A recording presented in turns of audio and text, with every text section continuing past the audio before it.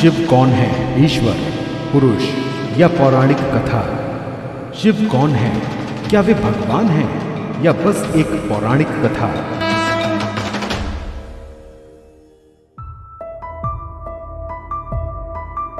या फिर शिव का कोई गहरा अर्थ है जो केवल उन्हीं के लिए उपलब्ध है जो खोज रहे हैं?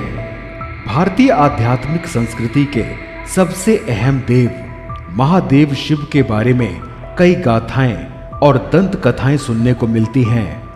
क्या वे भगवान हैं या केवल हिंदू संस्कृति की कल्पना है? या फिर शिव का एक गहरा अर्थ है जो केवल उन्हीं के लिए उपलब्ध है जो सत्य की खोज में है? कभी तंत्र, कभी मंत्र, कभी ऋषियों और मुनियों के ज्ञान, कभी रोचक तांत्रिक कहानियां, यहां आपको सब कुछ मिलेगा। तो दोस्तों, आइए शुरू करते हैं आप सबके साथ आपके अपने चैनल तंत्र मंत्र में। आज के आधुनिक विज्ञान ने साबित किया है कि इस सृष्टि में सब कुछ शून्यता से आता है और वापस शून्य में ही चला जाता है। इस अस्तित्व का आधार और संपूर्ण ब्रह्मांड का मौलिक गुण ही एक विराट शून्यता है। उसमें मौजूद आकाश गंगाएं केवल छोटी मोटी गतिविधियां हैं जो किसी फुहार की तरह हैं। उसके अलावा सब एक खालीपन है जिसे शिव के नाम से जाना जाता है। शिव ही वो गर्भ हैं जिसमें से सब कुछ जन्म लेता है और वे ही वो गुमनामी हैं जिनमें सब कुछ फिर से समा जाता है। सब कुछ शिव से आता है और फिर से शिव में ही चला जाता है। तो फिर शिव हैं कौन? वीडियो अच्छा लगे तो वीडियो को लाइक, शेयर और चैनल को सब्सक्राइब करके बेल आइकन को प्रेस करना मत भूलिएगा। वीडियो में आगे बढ़ने से पहले अगर आपको भी तंत्र मंत्र से संबंधित कोई जानकारी चाहिए हो तो कमेंट बॉक्स में जरूर लिखिएगा। शिव समस्त ब्रह्मांड हैं। शिव वो चेतना है जहां से सब कुछ आरंभ होता है, जहां सबका पोषण होता है और जिसमें सब कुछ विलीन हो जाता है। आप कभी शिव के बाहर नहीं हैं क्योंकि पूरी सृष्टि ही शिव में विद्यमान है। आपका मन, शरीर, सब कुछ केवल शिव तत्व से ही बना हुआ है। इसीलिए शिव को विश्व रूप कहते हैं, जिसका अर्थ है कि सारी सृष्टि उन्हीं का रूप है। शिव शाश्वत हैं। शिव के बारे में एक बहुत सुंदर कहानी है। एक बार ब्रह्मा सृष्टि के रचयिता और विष्णु संसार के पालनकर्ता इस प्रश्न का उत्तर ढूंढ रहे थे कि शिव कौन है। वे शिव को पूरी तरह जानना चाहते थे। तो ब्रह्मा ने विष्णु से कहा, मैं उनका मस्तक ढूंढता हूं, तुम उनके चरण खोजो। हजारों वर्षों तक विष्णु शिव के चरणों की खोज में नीचे काफी गहराई में पहुंच गए और ब्रह्मा शिव का मस्तक ढूंढते ढूंढते काफी ऊपर तक पहुंच गए, लेकिन वे दोनों ही असफल रहे। यहां इसका अर्थ है कि शिव का कोई आदि और अंत नहीं है। अंत में वे दोनों मध्य में मिले और इस निष्कर्ष पर पहुंचे कि वे शिव को नहीं ढूंढ सकते। यहीं से शिवलिंग अस्तित्व में आया। शिवलिंग अनंत शिव की प्रतीकात्मक अभिव्यक्ति है। दूसरे स्तर पर जब हम शिव कहते हैं तो हम एक विशेष योगी की बात कर रहे होते हैं। वो जो आदि योगी या पहले योगी हैं और जो आदि गुरु या पहले गुरु भी हैं। आज हम जिसे योगिक विज्ञान के रूप में जानते हैं उसके जनक शिव ही हैं। योग का अर्थ अपने सिर पर खड़े होना या फिर अपनी सांस को रोकना नहीं है। योग इस जीवन की मूलभूत रचना को जानने और इसे अपनी परम संभावना तक ले जाने का विज्ञान और तकनीक है। योग विज्ञान का पहला संचार कांति सरोवर के किनारे हुआ, जो हिमालय में केदारनाथ से कुछ मील दूरी पर स्थित एक बर्फीली झील है। यहाँ आदि योगी ने इस आंतरिक तकनीक का व्यवस्थित विवरण अपने पहले 7 शिष्यों को देना शुरू किया। ये 7 ऋषि आज सप्त ऋषि के नाम से जाने जाते हैं। ये सभी धर्मों के आने से पहले हुआ था।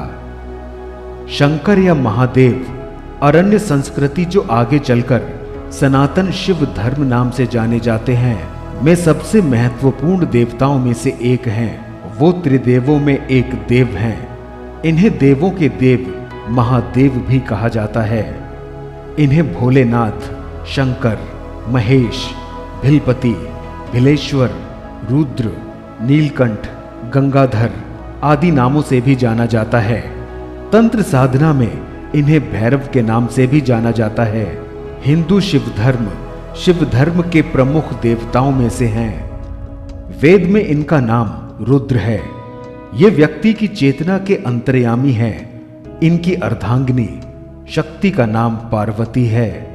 इनके पुत्र कार्तिकेय, अयप्पा और गणेश हैं तथा पुत्रियां अशोक सुंदरी, ज्योति और मनसा देवी हैं। शिव अधिकतर चित्रों में योगी के रूप में देखे जाते हैं और उनकी पूजा शिवलिंग तथा मूर्ति दोनों रूपों में की जाती है। शिव के गले में नाग देवता विराजित हैं और हाथों में डमरू और त्रिशूल लिए हुए हैं। कैलाश में उनका वास है। ये शैव मत के आधार हैं। इस मत में शिव के साथ शक्ति सर्व रूप में पूजित है। कौन है शिव? रुद्राष्टक एक शिव स्तोत्र में उत्तर है। नमामि शमी शान निर्वाण रूपम विभुम व्यापकम ब्रह्म वेद स्वरूपम निजम निर्गुणम निर्विकल्पम निरीहम चिदाकाशमाकाशवासम भजेहम। इसका अर्थ है ये परमात्मा है, ये सर्वशक्तिमान है, ये सर्व विद्यमान है। ऐसा कोई स्थान नहीं है जहां शिव ना हो। ये वो आकाश है, वो चेतना है जहां सारा ज्ञान विद्यमान है। वे अजन्मे हैं और निर्गुण हैं। ये समाधि की वो अवस्था है जहां कुछ भी नहीं है, केवल भीतरी चेतना का खाली आकाश है। वही शिव हैं। जिस प्रकार इस ब्रह्मांड का ना कोई अंत है, ना कोई छोर और ना ही कोई शुरुआत, उसी प्रकार शिव अनादि हैं। संपूर्ण ब्रह्मांड शिव के अंदर समाया हुआ है। जब कुछ नहीं था तब भी शिव थे। जब कुछ नहीं होगा तब भी शिव ही होंगे। शिव को महाकाल कहा जाता है, अर्थात समय। शिव अपने इस स्वरूप द्वारा पूर्ण सृष्टि का भरण पोषण करते हैं। इसी स्वरूप द्वारा परमात्मा ने अपने ओज व उष्णता की शक्ति से सभी ग्रहों को एकत्रित कर रखा है।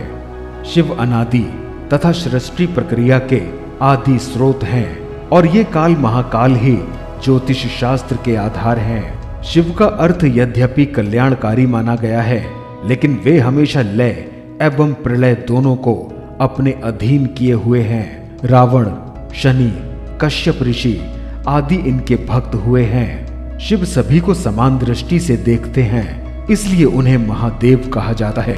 पृथ्वी पर बीते हुए इतिहास में सतयुग से कलयुग तक एक ही मानव शरीर ऐसा है जिसके ललाट पर ज्योति है।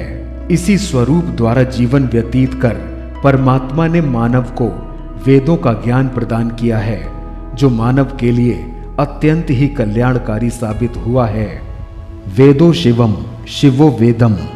परमात्मा शिव के इसी स्वरूप द्वारा मानव शरीर को रुद्र से शिव बनने का ज्ञान प्राप्त होता है।